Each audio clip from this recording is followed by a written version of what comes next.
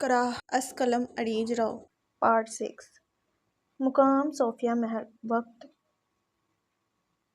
10:55 AM security روم سے نکلتے ہی اس کا فون بجا تھا۔ وہ گہرا سانس بھر کر رہ گئی۔ ان اعلیٰ افسران کو سکون نہیں تھا۔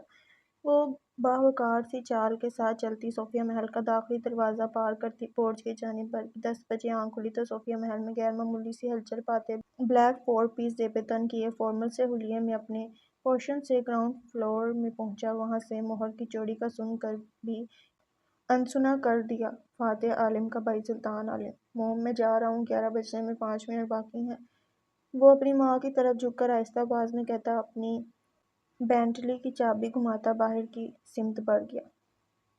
مقام صوفیہ محل وقت 10:57 AM بہتر سر، وہ کہہ کر فون کاٹ کر پیچھے پلٹی تو اس کے عین مقابل سلطان عالم کھڑا تھا۔ اس کو دیکھتے ہی کچھ بولنے کے لیے منہ کھولتا، حسین آنکھیں پوری طرح سے کھولے سلطان عالم سٹل ہوا تھا، نظریں نمل کمال کی ناک کی چمکتی لونگ پر ٹکائے۔ اس کا سانس رکنے لگا تھا۔ وہ خدایا، یہ کیا ہوا تھا؟ محبت اپنا ایک اور شکار ڈھونڈ چکی تھی اور اس بار شکار سلطان عالم ہوا تھا۔ حکومت پسند سلطان عالم کو محبت کی غلامی میں دے دیا گیا تھا۔ اس نے ٹرانس سے باہر نکلتے سر جھٹکنے کی کوشش کی، ایک بار نہیں بار بار، لیکن ناکام رہا۔ Excuse me, get aside. یہ کوئی تیسری بار تھا جو اس حسین اور پاگل بک وقت نظر آتے شخص کو گھور کر اچھی خاصی آواز میں کہا تھا۔ ہاں، پاگل ہی تو معلوم ہوتا تھا۔ وہ آس پاس سے بے پرواہ کھلے منہ اور پھٹی آنکھوں کے ساتھ بڑی محبت سے سٹکتا ہوا۔ جی سوری پلیز، کیا تم سلطان عالم کے بولنے کے انداز سے واقف نہیں؟ وہی جو جب بولتا تھا تو فضا بھی رک کر سنتی تھی، لیکن یہ آواز، یہ لہجہ اور وہ شخص تینوں ہی پہلے سے بہت مختلف تھے۔ یہ تو کوئی اور تھا، محبت کے پنجرے میں جکڑا جا چکا ایک بے بس انسان۔ کاش محبت ہونے سے پہلے ایک بار اجازت لے لیتی، کاش! اور پھر محبت کے ماروں کے پاس آخر میں کاش ہی تو بچ جایا کرتا ہے۔ وہ اسے گھور کر جا چکی تھی، لیکن وہ وہیں کھڑا تھا، بے جان سا۔ جو دل پہلے دھڑک دھڑک کے پاگل ہوا تھا، ہو اٹھا تھا، اب خاموش ہو چکا تھا۔ شاید اس کا پسندیدہ نظارہ اس کے پاس سے جا چکا تھا، اس لیے۔ مقام صوفیہ محل وقت 10:59 AM اور پھر وہ جیسے کسی خواب سے جاگا ہو، جیسے کسی خیال سے نکلا ہو، تڑپتی نظریں ہاتھ پر بندھی مہنگی گھڑی پر گئی۔ سیکنڈز والی سوئی 6 کے ہندسے پر تھی، جبکہ منٹ والی تقریباً 12 پر اور گھنٹوں والی سوئی نے 11 کے ہندسے کو چھو لیا تھا۔ اس نے حواس باختہ سا اپنی جیب سے فون نکالا تھا۔ کال لوگ میں جاتے ہی اس کی تلاش FB کے نام سے سیو کانٹیکٹ پر ختم ہوئی، لیکن اس سے پہلے وہ کال ملاتا گھڑی 11 بجا چکی تھی اور ٹھیک 11 ہوتے ہی FB کے نام سے ڈن کا میسج موصول ہوا۔ فائق بختور وقت کا پابند ثابت ہوا تھا، جو خوش آئند تو ہرگز نہیں تھا۔ اس کا ہاتھ پہلو میں گرا، فون ہاتھ سے چھوٹتا چکنے فرش پر گرتے ہی ٹوٹ گیا۔ میں نے کہا تھا تم جلد سلطان عالم پر ترس کھانے والے ہو اور مجھے اپنے وعدے نبھانے آتے ہیں۔ تو یہ تھی عالمز کی پہلی شکست۔ ہاں، سلطان عالم کو محبت ہوئی۔ محبت ہو جانا شکست کے ہی تو مترادف تھا۔ اینڈ دیر از اسٹل مور۔ داخلی دروازہ پار کرتا، کانوں میں ایئر پوڈز لگائے سر دھنتا گنگناتا ایک شوخ لڑکا اس کے پیچھے سے گزرتا گاڑی میں سوار ہو گیا۔ لبوں پر اسیر محبت ہو گیا میں فقیر محبت کی دھن تھی۔ پیچھے سے مسلسل ہارن کی آواز پر وہ ہوش میں آیا تھا۔ کن کے خیالوں میں گم ہے جناب؟ اپنی اسپورٹس کار کے شیشے سے ہاتھ نکال کر شوخ جملہ اچھالتا فاتح عالم جا چکا تھا اور وہ ایک بار پھر اپنے ساتھ ہوئے حادثے کو سوچتا رہا، کافی وقت تک وہیں کھڑا، مجمد سا، بے جان سا، شل سا۔ معروف ہیکر ہوٹلز چین کا مالک زین کمال اور لاہور میں حالیہ تعینات ہوئی ASP نمر کمال، یہ وہ موضوع تھا جو سوشل میڈیا پر زبان زد عام تھا۔ تصاویر معیوب نہیں تھیں، لیکن ان دونوں کا ساتھ اور پاس ہونا ہی اچھا خاصا اسکینڈل بنا چکا تھا۔ شاید پلان ترتیب دینے والا جانتا تھا کہ قیامت برپا کرنے کے لیے نہ زیبا نہیں، بس تصاویر کی ضرورت ہے، اور ان دونوں کے وقتاً فوقتاً بجتے فون اس بات کا ثبوت تھے کہ معاملہ وقت کے ساتھ بگڑتا جا رہا ہے۔ قیامت برپا ہو چکی تھی، کہیں پر ایک دوسرے کے قریب کھڑے اور کہیں پر ہاتھوں میں ہاتھ ڈالتے چلتے وہ دو نفوس۔ اس مہارت سے فوٹو شاپ کیا گیا تھا کہ مومن مراد کا کہنا تھا کہ کوئی مجھے ایڈیٹر کا نمبر دے دے، میں نے اپنی نہ ہونے والی شادی کی پکچرز فوٹو شاپ کروانی ہیں، اور اس کی دہائی کے جواب میں ایش صاحبہ نے فرمایا تھا کہ مناسب خیال ہے، بیوی نہ صحیح تصویریں ہی صحیح، پھر چاہے نقلی ہی کیوں نہ ہو، کھلا طنز تھا، لیکن مومن مراد نے ایسے طنز کو فیل کرنا چھوڑ دیا تھا۔ اب اگر فیل کرنے سے وہ سنگل سے ڈبل ہو جاتا تو کوئی فائدہ بھی تھا۔ خیر، فی الحال ہمارے پاس ایش میکائل اور مومن مراد کی لڑائی سے زیادہ بڑے مسائل موجود ہیں، بہتر ہے ان پر توجہ دی جائے۔ ڈونٹ ٹیل می زین عالم، یہ تمہاری حرکت ہے۔ پانی کے 2 گھونٹ بھرتی خود کو پرسکون کرنے کے لیے وہ منتقم مزاج ہیکر کے نمبر پر کال کر چکی تھی۔ کر لیا شک، اب کام کی بات کر لیں۔ یہ آدمی طنز کرنے سے باز نہیں آ سکتا تھا۔ کیا کرنا ہے وہ بھی واقف تھی کہ اس نے نہیں کیا، لیکن دل و دماغ میں کہیں بہت دور شیطان مانند بدگمانی نے سر اٹھایا تھا۔ وہ پریشان تھی، اور اگر نمل کمال پریشان تھی تو زین کمال پر فرض تھا کہ وہ بھی پریشان ہوتا۔ تمہیں پتہ ہے نمل، اسکینڈل کبھی بھی نقصان دہ نہیں ہوتے، وہ یا بدنام کر جاتے ہیں یا مقدر میں شہرت لکھ جاتے ہیں، اور دونوں ہی صورت میں نام زندہ رہتا ہے، اور اگر تم زندگی جینا چاہو تو نام کا حیات رہنا ضروری ہو جاتا ہے۔ وہ اس کو سمجھا رہا تھا، نرم لہجے میں دھیمی آواز میں اس کو پریشانی کی جرمن سے کھینچ نکالتا ہوا، اور یہ وہ وقت تھا جب کچھ وقت کے لیے ہی صحیح ان دونوں کے بیچ سے بدگمانی کے بادل صاف ہو چکے تھے۔ جب زین کمال اور نمل کمال ایک پیج پر ہو جائیں تو تمہیں چاہیے کہ اپنے دل اور گھروں کی چھت مضبوط کر لو، کیونکہ ایک جانب سے گولیاں اور ایک جانب سے طنز کی برسات ہونے والی ہے۔ لیکن مجھے اس اسکینڈل سے زیادہ سازش اور بدنامی سے زیادہ بدلہ محسوس ہو رہا ہے۔ وہ مقابل کو لاجواب کر رہی تھی۔ اگر ہم ماڈرن دنیا کی نظر سے دیکھیں تو ریلیشن شپ کا ڈسکلوز ہونا عام بات تھی، لیکن جن کے بارے میں بات کی جا رہی تھی نہ وہ لوگ عام تھے اور نہ ان کے بارے میں کی جانے والی بات اور کسے جانے والے جملے عام تھے۔ اگر اپنی سلطنت برقرار رکھنی ہو تو فیس کرنا ہمیشہ مناسب ہوتا ہے نمل، کیونکہ اس صورت میں آپ سب ہو سکتے ہیں لیکن بزدل نہیں۔ ہم بھی میڈیا اور ان کی چلتی زبانوں کو فیس کریں گے، اور پھر کہتے ہیں نا کہ مسائل اپنا حل ساتھ لاتے ہیں، اور ان کو مسئلے کا حل آسانی سے مل چکا تھا۔ انٹرنیٹ یا پریس؟ وہ میڈیم پوچھ رہی تھی۔ پریس؟ انٹرنیٹ پر صرف اسکینڈل ختم ہوگا شاید، باقی رہ جائے گا، لیکن پریس ہائپ دے گی، اور اس ہائپ کے سامنے وہ بے زر تصویریں معمولی ہو جائیں گی۔ اور پھر انہوں نے الفاظ چنے، جملے ترتیب دی، اور کچھ وقت کی ڈسکشن کے بعد وہ تیار تھے عالمز کو دوسری شکست دینے کے لیے۔ As I told you there is lot more coming. ایک لمبی میز، اس پر رکھی گئی ایکوا فینیا کی سیلڈ بوٹلز اور 5 سے 6 اوپر نیچے چڑھے مائکس، اور ان کے بالکل مقابل بے صبری اور بے چینی سے دھڑا تصویریں کھینچتے اور اپنے اپنے چینلز پر لائیو ٹیلی کاسٹ کرتے نیوز رپورٹرز اور اینکر پرسنز اپنی اپنی ترتیب سے رکھی کرسیوں پر ہر لمحے پہلو بدلتے براجمان تھے۔ اور پھر ایک دم کیمراز کی بڑھتی فلیش اور تصویریں کھینچنے کی لاتعداد آواز میں دروازے سے براؤن جینز کی پینٹ، اس پر وائٹ بٹنوں والی ٹی شرٹ اور اس پر ڈینم کی جیکٹ، سیاہ بکھرے بال اور کالی آنکھوں میں پر اسرار سی چمک لیے زین کمال کے ساتھ پونی ٹیل بنائے سیاہ گھٹنوں تک آتی شرٹ اور جینز پر لانگ بوٹس اور اس پر کوٹ پہنے نمل کمال۔ وہ دونوں ایک دوسرے کے ہمراہ اندر داخل ہوئے۔ اٹھی گردنیں باقاعدہ چال اور انداز میں اعتماد چونکا دینے والا تھا، اس حد تک چونکا دینے والا کہ صوفیہ محل کے لاؤنج میں بیٹھے کوئی پرتجسس اور کوئی ترحم تو کوئی پر اطمینان نظروں سے تکتے مکین بھی ٹیک چھوڑ کر سیدھے ہوئے تھے۔ اٹس شو ٹائم گائز، فاتح عالم بڑبڑایا تھا، اور سلطان عالم صبح سے کمرہ نشین تھا۔ اب اگر یہاں سے واپس پریس ہال کے دروازے سے جھانکے تو ایک ساتھ بیٹھے دو نفوس خاموشی کے ساتھ رپورٹرز کی لاتعداد سوال سننے میں مصروف تھے۔ سر، آپ لوگ کتنے عرصے سے ساتھ ہیں؟ سر، آپ کی تصویروں کو وائرل ہو جانا، اس پر آپ کیا کہنا چاہیں گے؟ کوئی وضاحت؟ ایک اور تلخ سوال۔ میم، آپ کے مسٹر کمال کے کھلے عام ہیکر ہونے کا دعویٰ کرنے کے باوجود ان کو نہ پکڑنے کے پیچھے یہ وجہ ہے؟ ایک اور بےتاب سوال اور جواب۔ خاموشی۔ میم، جواب دیں میم۔ وہ بنا رکے بولتے جا رہے تھے اور وہ دونوں خاموش تھے، طوفان سے پہلے کی خاموشی۔ Silent please. اس آواز پر سمندر کی طوفان مچاتی لہریں رک جائیں۔ رپورٹرز کیا چیز ہیں؟ میں سب سے پہلے تو پکچرز اپلوڈ کرنے والے پر پرائیویسی انویڈ کرنے کی ایف آئی آر درج کرنے والا ہوں۔ وہ بدمزہ سا بول رہا تھا جبکہ اے ایس پی صاحبہ پانی کی بوتل کھول کر منہ کو لگا گئی تھی۔ سر، کیسی پرائیویسی؟ ایک بدتمیز رپورٹر کا بدلحاظ سوال۔ کیا آپ شادی شدہ ہیں؟ ایک غیر متوقع سوال۔ الحمدللہ، لیکن میری شادی کا یہاں کیا ذکر؟ وہ بنا کر بولا تھا۔ پھر تو آپ میاں بیوی کی پرائیویسی سے واقف ہوں گے۔ ساری دنیا سے مسکراہٹ چھین کر وہ دونوں ہی مسکرائے تھے۔ میاں بیوی؟ شور دوبارہ بلند ہوا تھا۔ تصویریں کھینچنے کی آوازیں اور کیمراز کی فلیش بڑے تھے۔ پاکستان کے لوگوں کے مطابق کسی کی پرسنل معلومات کو پبلک کرنے کی سزا 3 سال کی جیل اور 10 لاکھ سے اوپر کا جرمانہ ہے۔ بہتر ہے کہ رقم کا انتظام کر لیا جائے۔ اب کی بار ملکہ بولی تھی اور بادشاہ سمیت رعایا نے چپ سادھی تھی۔ میرا اور زین کمال کا نکاح کب ہوا، کیوں اور کیسے جیسے سوالات کا جواب دینے کی پون میں خود کو نہیں سمجھتی۔ واللہ اس کی اونچی گردن اور کاٹدار آنکھیں۔ زین کمال، مجھے افسوس ہے کہ تم نے اتنے کمزور اور بزدل دشمن پال رکھے ہیں جنہیں دشمنی کا بھی ڈھنگ نہیں۔ وہ ساتھ آئے تھے لیکن وہ کہہ کر بڑی شان سے اٹھتی فی امان اللہ بولتی جا چکی تھی۔ میں اپنا FIR درج کرنے کا فیصلہ واپس لیتا ہوں کیونکہ مجھے تم سے ہمدردی ہے۔ مرے ہوئے کو مارنے میں کیا مزہ بھلا۔ وہ خاصے اداس لہجے میں کہہ رہا تھا کہ نہ جانے کتنا ہی دکھ ہو اسے ان لوگوں کے انجام پر، اور ان کو تختہ ہاتھ میں پاپ کارن کا فل سائز کپ پکڑے مووی کی طرح انجوائے کرتا فائق بختاور سر نیچے کر کے ہنسا تھا۔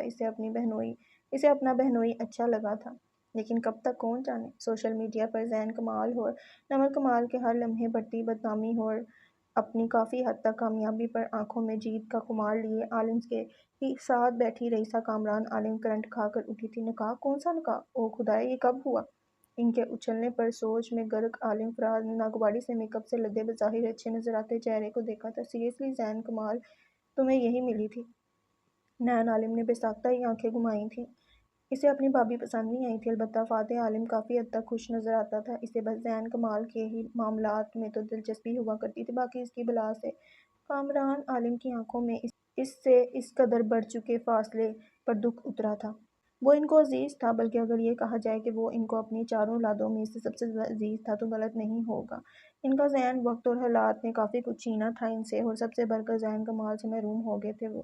محبت نہیں، بس اٹریکشن ہے۔ وہ اندھیرے میں بیڈ کے ساتھ ٹیک لگائے زمین پر بیٹھا بڑبڑاتا لمبا چوڑا وجود کانپتے دل کے ساتھ بڑبڑا رہا تھا، لیکن اس کا دل اپنے ساتھ ہوئی واردات سے بخوبی واقف تھا۔ لوگ کہتے ہیں زندگی وفا نہیں کرتی، لیکن اس کا ماننا تھا کہ اپنے ہی دل سے بھرا بے وفا بھی کوئی ہوتا ہے بھلا۔ میں سلطان عالم ہوں، میں نے ہارنا نہیں سیکھا۔ میں حکومت پسند ہوں، مجھے کوئی شکست نہیں دے سکتا۔ دل کے ساتھ ساتھ اس کی آنکھیں بھی دغا کر دیں۔ پہلے نمی کی لکیر ابھری، پھر وہ لکیر جمع ہوئی اور قطرہ بنا، اور پھر رخسار کو تر کرتا ہوا نمکین قطرہ گردن میں جذب ہو گیا۔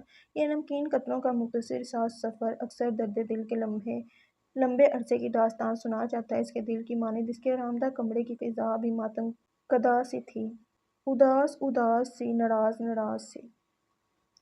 وہ وجود اب زمین سے اٹھ چکا تھا، ڈریسنگ ٹیبل سے مہنگا پرفیوم اٹھا کر نوزل پر ہاتھ رکھے اٹھانا بھولتا ہوا، مسلسل بڑبڑاتا ہوا نمل کمال کے کسی اور کے حصے میں لکھے جانے پر سوگ مناتا ہوا حکومت پسند سلطان عالم غلام معلوم ہوتا تھا، ایک ادنی سا فقیر۔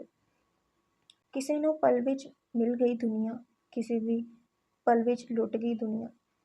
ایش میکائل، وہ فون کے اس پار سے گزرا تھا، اور وہ جو کچھ وقت پہلے ہی بستر کو پیاری ہوئی تھی، اس شخص کی آواز پر رونے والی ہو چکی تھی۔ اگرچہ وہ رونے نہیں رلانے والوں میں سے تھی، لیکن بیوٹی سلیپ پر نو کمپرومائز۔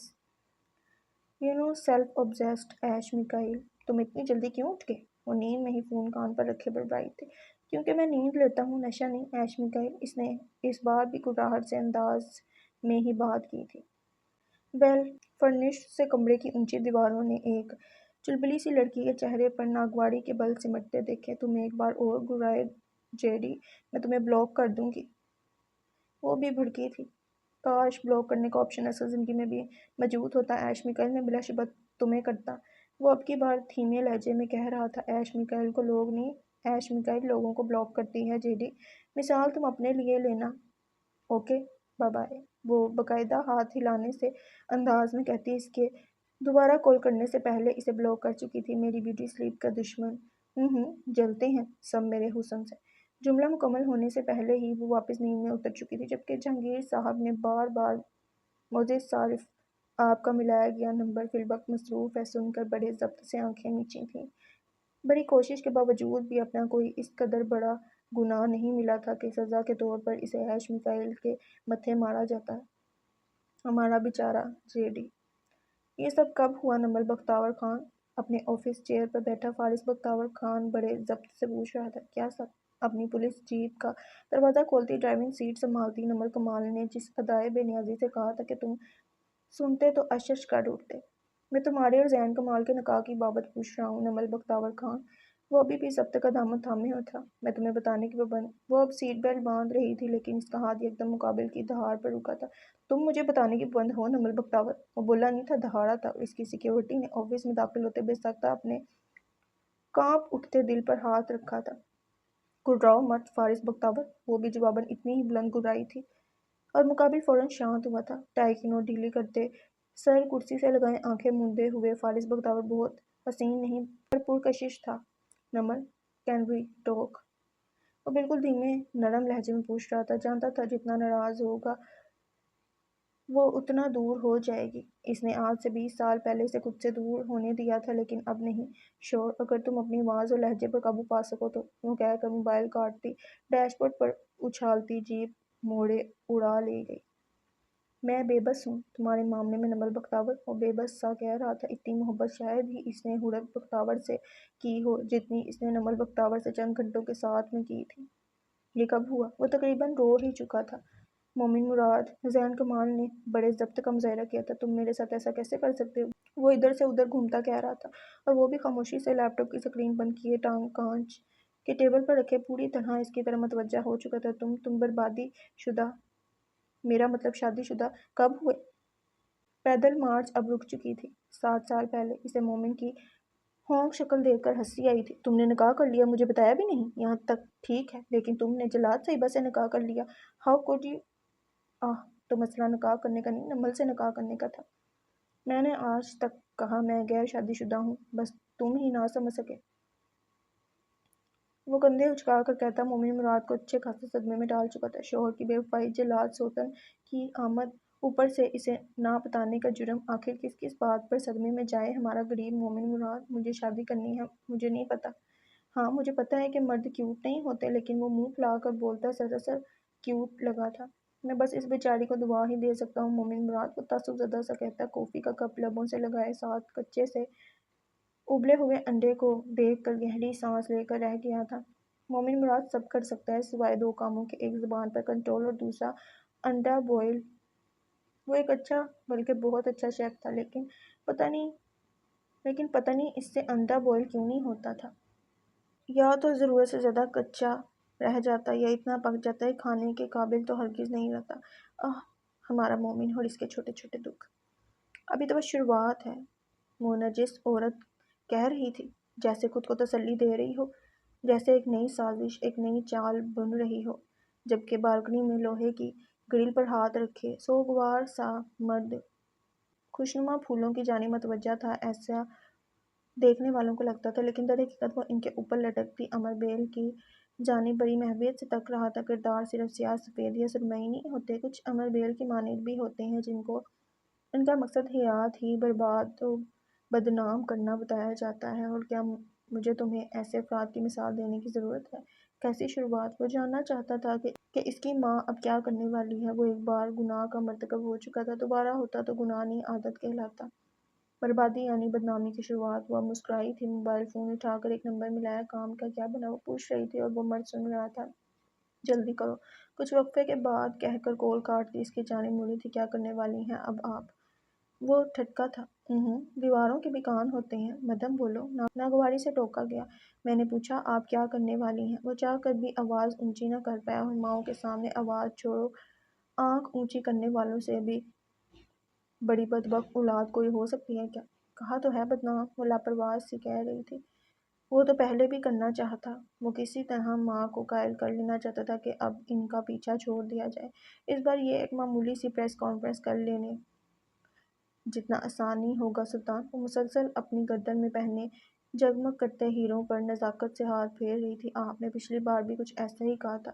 وہ اب بیزار دکھتا تھا، ماں سے بیزار، اپنے آپ سے بیزار، چمکتے دن سے بیزار، حتیٰ کہ پوری دنیا سے بیزار، صرف ایک ہی وجود کا سوچتا ہوا۔ But I mean it this time. وہ آگے بھی کچھ کہہ رہی تھی، ہونٹ ہل رہے تھے لیکن وہ نہیں سن رہا تھا۔ وہ کان لپیٹ چکا تھا اور بس کسی طرح بھاگ جانا چاہتا تھا، یہاں سے کہیں دور، بہت دور، پریوں کے دیس میں۔ لیکن پریاں تو ہوتی ہی نہیں۔ اس کے دماغ نے اسے فوری ریئلٹی چیک دیا تھا۔ آدم زاد، بعد میں، پہلے تو آپ کو آپ کا دماغ خوش اور مطمئن نہیں دیکھ سکتا۔ اور تھنگس کین ریلیٹ۔ وہ بیل پر ہاتھ رکھے اٹھانا بھول چکی تھی۔ اس کا قیام لمبا ثابت ہونے والا تھا تو لاہور میں ہی وہ ایک مختصر سا فلیٹ کرائے پر لے چکا تھا جس کے دروازے کے کونے پر لگے بیل کے بٹن کی شامت عیش صاحبہ کے ہاتھوں آئی تھی۔ کون مر گیا ہے؟ وہ دروازے سے منہ باہر نکالتے چیخا تھا۔ فی الحال تو نہیں، لیکن تمہاری موت پر رونے کی خواہش دل میں شدید سر اٹھا رہی ہے۔ لیکن خیر، ہزاروں خواہشیں ایسی کہ ہر خواہش پر دم نکلے۔ انداز شاعرانہ زیادہ تھا یا عاشقانہ، جہانگیر دلاور جان نہ سکا۔ میرا ماننا ہے کہ خواہشوں کو ترجیح دینی چاہیے، پھر چاہے وہ دم نکالے یا جان، اور اس کی عمدہ مثال میں تمہیں چند لمحوں میں دینے والا ہوں۔ وہ کہہ کر اس زور سے دروازہ اس کے منہ پر بند کر گیا گویا بلوک کرنے کی خواہش کافی حد تک پوری کی گئی ہو۔ اوکے، وہ کندھے جھکا کر بیل پر دوبارہ ہاتھ دھر گئی تھی، اور ٹھیک اگلے چند لمحوں میں اس کو خود ہی بجتی بیل کی آواز آنا بند ہو چکی تھی۔ جہانگیر دلاور بیل کی وائر کاٹ چکا تھا۔ وہ بری طرح تلملائی تھی۔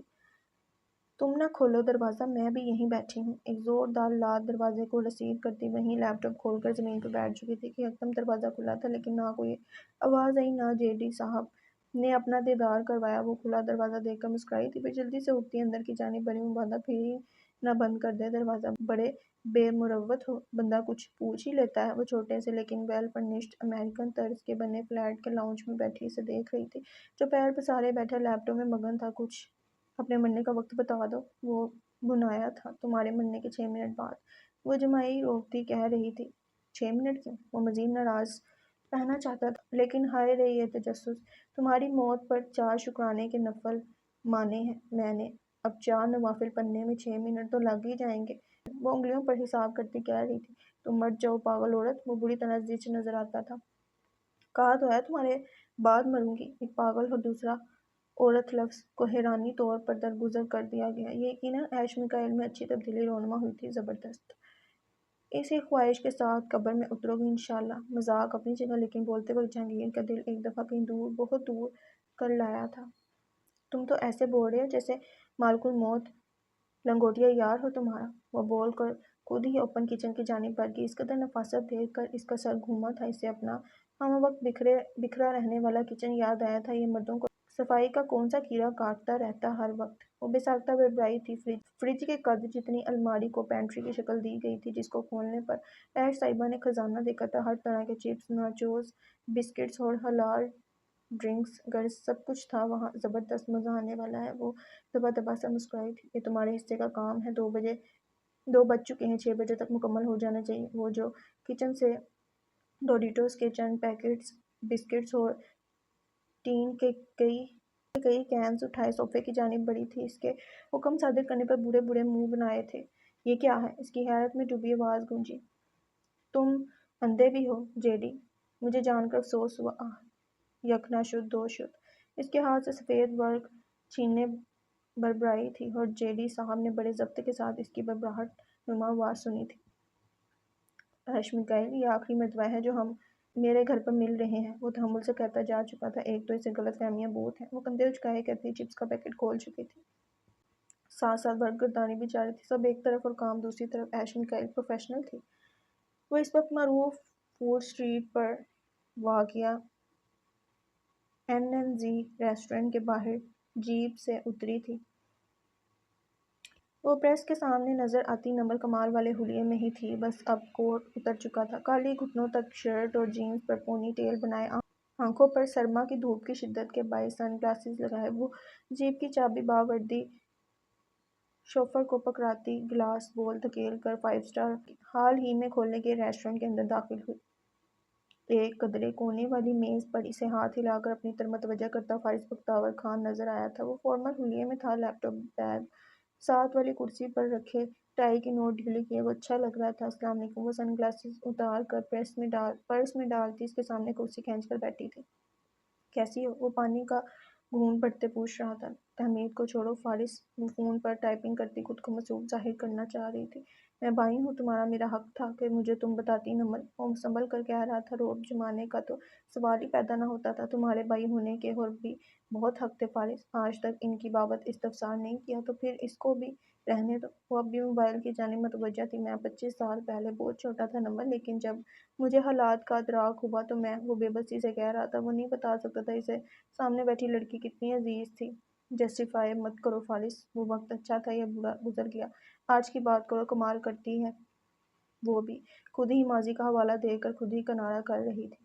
بہتر، آج کی بات یہ ہے کہ تم زین کمال کے ناکام ہو۔ وہ یہاں پر آ کر مشتعل ہو گیا تھا۔ وہ کوئی جذباتی ٹین ایج لڑکا نہیں تھا جو بہن کو لے کر ٹچی تھا، لیکن بس برا لگا تھا یہ جان کر کہ اس کی بہن پر کسی اور کا حق ہے۔ اسے اپنے چھوٹے بھائی کے برعکس اپنا بہنوئی پسند نہیں آیا تھا، لیکن پھر وہی بات کون جانے کب تک غلط۔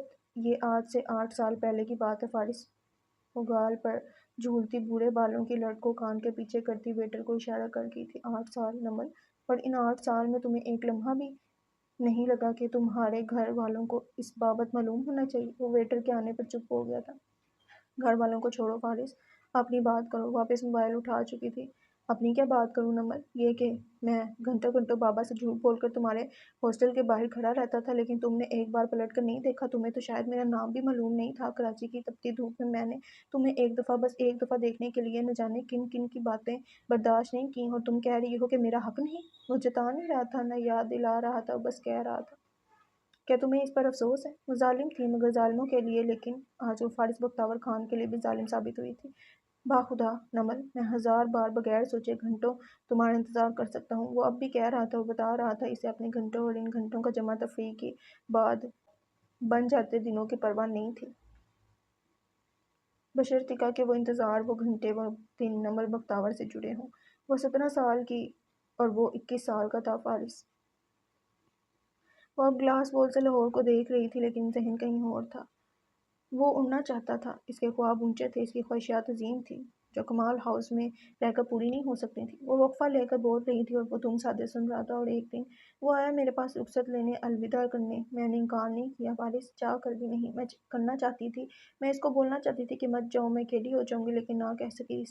اس کے مجھ پر بہت احسان ہے فارس، اس نے مجھے تب تک سنبھالا جب مجھے لگتا تھا اب نہیں برداشت ہوگا مجھ سے، اور مجھے موت کی ہچکی آ جائے گی۔ وہ دوست بنا، ہمدرد بنا، ہمراز بنا، وہ مجھے تب تک میسر رہا جب مجھے ضرورت تھی۔ میں اپنے کمفرٹ کے لیے اس کو کیسے کہتی کہ رک جاؤ؟ میں کہتی اور وہ رک جاتا فارس، وہ باخدا رک جاتا، وہ بھول جاتا اونچی اڑانے۔ لیکن میں نے خود غرضی نہ چنی، میں نے اپنی اور اس کی خواہشات میں اس کی خواہش کو ترجیح دی۔ جب وہ بول بول کر تھکتی تو گہری سانس لیتی، پانی کے چند گھونٹ بھرتی، پھر باہر متوجہ ہوئی۔ فرائیڈ چکن، پلاؤ اور فروٹ ٹرائفل اس کو یاسیت سے سنتے اپنا درجہ حرارت گھٹاتے چلے گئے، اور میں نے مسکرا کر اس کو اجازت دے دی، لیکن وہ مطمئن نہیں تھا۔ کچھ تھا جو اسے روک رہا تھا۔ اس روز وہ چلا گیا، لیکن اگلے روز ابا آئے میرے پاس اس کی سفارش کرنے۔ وہ کہتا تھا مرد محبت نہیں نکاح کرتے ہیں۔ وہ صحیح کہتا تھا، اس نے نکاح ہی کیا، اور پھر وہ چلا گیا اپنے خوابوں کو تکمیل دینے۔ اس سے ملنے سے پہلے مجھے کہاں پتہ تھا کہ مرد ایسے بھی ہوتے ہیں فارس، اتنے باوقار، اتنے باحیا، آنکھیں جھکا کر گلیوں میں سے گزر جانے والے۔ اور پھر کہتے ہیں نا، مرد باحیا ہو تو حسین کہلاتا ہے، اور زین عالم کمال حسین تر ہے۔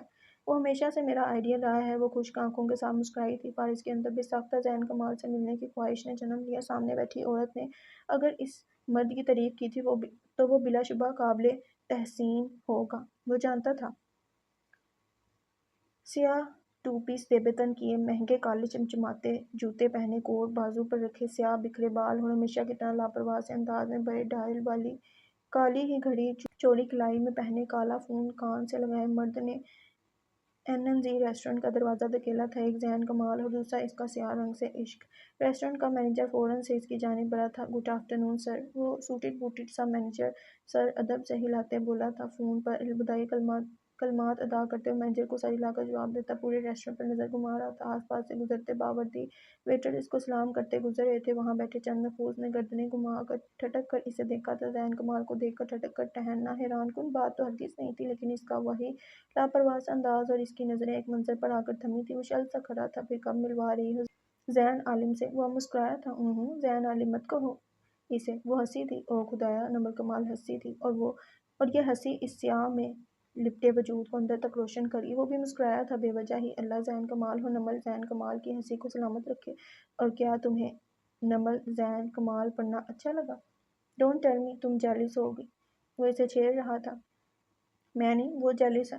اس سے پہلے کہ وہ جملہ مکمل کرتی، کوئی اس کے بالکل ساتھ کرسی گھسیٹ کر بیٹھ چکا تھا، اور وہ دونوں جو ٹھنڈا پڑ چکا کھانا ہی شروع کر چکے تھے چونکے تھے۔ اوکے اوکے، مجھے پتہ ہے مجھے پوچھ کر بیٹھنا چاہیے تھا۔ ان دونوں بہن بھائیوں کو اپنی طرف حیرانی سے دیکھتے وہ دونوں ہاتھ اٹھائے بولا تھا، کمون زین عالم، تمہیں وضاحت دینے کی ضرورت نہیں، میں جانتی ہوں تم المیزڈ ہو۔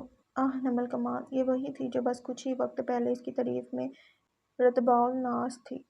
پھر ٹھیک ہے، وہ کہہ کر اس کی پلیٹ اپنی جانب کھینچ کر چاولوں کا چمچ بڑے منہ میں رکھے اس کو یوں دیکھ رہا تھا چونکہ میں المیزڈ ہوں تو تم مجھ سے کسی بھی چیز کی امید کر سکتی ہو، پھر چاہے وہ تمہارے سامنے ہی کھانا اٹھا کر کھانا ہی کیوں نہ ہو، ہے نا؟ اور ان دونوں کے سامنے بیٹھے شخص نے گلا کھنکا کے اپنی موجودگی کا احساس دلایا تھا۔ السلام علیکم فارس بختیور خان، وہ سلام کے ساتھ اپنا تعارف بھی کروا رہا تھا۔ وعلیکم السلام فارس، میں واقف ہوں آپ سے، وہ ہلکی سی مسکراہٹ سے خاصے مہذب انداز میں کہہ رہا تھا۔ نمل کمال کو پانی پیتے بے اختیار چھوکا لگا تھا، اللہ اللہ، کون نہ مر مٹے اتنی تمیز پر، اور نمل کمال کو اکثر آپ کہہ دیا کرتا تھا، لیکن وہ زین عالم کمال سے واقف تھی، تمیز کا مادہ ذرا کم ہی پایا جاتا تھا اس میں۔ آرام سے، وہ خاصے فکر مندانہ انداز میں کہہ رہا تھا، اور بس اسے گھور کر ہی رہ گئی، یہ لے جائیں اور گرم لائیں۔ وہ بیٹر کو اشارہ کرتا کھانا بھجوا چکا تھا، اس کی ضرورت نہیں تھی ذہن۔ فارس نے بہن کا لاپرواہ انداز دیکھتے خود ہی مروت نبھائی، کیا میں نے تمہیں بتایا فارس، یہ ریسٹورنٹ زین عالم کا ہے؟ وہ ٹیبل پر جھکی کہہ رہی تھی، اور جب تک وہ اس بات کا برم نہ دکھا دے اسے سکون نہیں آئے گا، تو اسے کرنے دو۔ وہ آنکھوں میں شرارت لیے کہہ رہی تھی فارس بختیور، زین کمال نے بک وقت اس کی چمکتی شریر آنکھوں کے دل ہی دل میں نظر اتاری تھی۔ بالکل فارس، کیا تم جانتے ہو تم اس وقت اپنی بہن کے ریسٹورنٹ میں بیٹھے ہو اور میری بیوی کا ذاتی ریسٹورنٹ ہو اور میں بھرم نہ دکھاؤں؟ ناممکن۔ وہ سارا ملبہ اسی پر ڈالے اب اس کے چڑے ہوئے تاثرات ملاحظہ کر رہا تھا۔ پہلی بار منقوہا، بیوی کہنا بند کرو، اور دوسرا this things doesn't belongs to me Zain Alam, اس چیز کا تعلق مجھ سے نہیں ہے زین عالم، اشارہ ریسٹورنٹ کی جانب تھا۔ آئی بلونگس ٹو یو مسز زین عالم، پھر چیزوں میں تفریق کی گنجائش کہاں باقی رہتی ہے؟ وہ دونوں ایک دوسرے کو گھورتے ایک بار پھر فارس کو اگنور کر چکے تھے، اور وہ بھی ان کو ان کے حال پر چھوڑے اس سے پہلے کھانا پھر ٹھنڈا ہوتا وہ شروع کر چکا تھا۔ میں بھولی نہیں ہوں تمہاری حرکت زین عالم، وہ اب پہلے والے کھول میں واپس آ چکی تھی۔ وہ اس کی پیٹھ پیچھے اس کی تعریف کرتی تھی، لیکن اس کے سامنے اللہ سمجھے ذہن نمل کمال کو۔ فائن، وہ منہ پھلا کر کہتا کھانے کی جانب متوجہ ہو چکا تھا۔ کھانے کے بیچ زین کمال اور فارس بختیور کے درمیان کاروباری معاملات پر چھوٹی چھوٹی باتیں ہوئی تھیں، ہوتی رہیں۔ فارس بختیور خان کو اب اپنا بہنوئی اچھا لگا تھا، تھوڑا تھوڑا سا مل کر اچھا لگا۔ زین عالم مسافے کے لیے ہاتھ بڑھایا تھا۔ فارس بختیور آفس سے بلاوے پر اٹھ چکا تھا، وہ دونوں بھی اٹھے تھے۔ تم مجھے زین کمال کہہ سکتے ہو، تنبیہ تھی یا واضح اشارہ، فارس جان نہ سکا۔ فارس کا ہاتھ تھامے وہ آخر میں ہلکا سا مسکرایا تھا، اور فارس نے چونک کر نمل کو دیکھا تھا۔ اس نے کہا تھا اسے زین عالم مت کہو، اس نے ٹھیک ہی کہا تھا، بہتر زین کمال، میری بہن تمہارے حوالے۔ وہ ہلکا سا ہنس کر کہتا، نمل کا سر جھومتا جا چکا تھا، ایک غیر ارادی سی حرکت تھی اور نمل سٹل ہوئی تھی۔ آنکھوں کا موسم تبدیل ہوا تھا، لیکن وہ ضبط کر گئی۔ کیا ہے؟ وہ ٹیبل پر کونی دھرے ہاتھ کی مٹھی بنائے اور اس پر اپنی ٹھوڈی رکھے بڑی محبت سے اسے دیکھ رہا تھا، بلا وجہ ہی اس پر چڑھ دوڑی تھی۔ میری بیوی سوری منقوہا کافی ڈیشنگ ہے۔ نمل کمال کی گوڑھی بیوی کو یکدم منقوہا میں تبدیل کر سکتی تھی۔ زبردست، لڑکیاں کب سے ڈیشنگ ہونے لگی؟ وہ ناک چلا کر پوچھ رہی تھی۔ جب سے انہوں نے جینز شرٹ پہننا شروع کی، کھلا طنز تھا۔ اس بیچارے کی حسرت ہی رہ گئی تھی اپنی بیوی سوری منقوہا کو مشرقی لباس میں دیکھنے کی۔ شٹ اپ زین عالم، اسے ہمیشہ کی طرح اپنے کپڑوں کا نشانہ بنایا جانا برا لگا تھا۔ اوکے، وہ ایک بار پھر منہ پھلا چکا تھا۔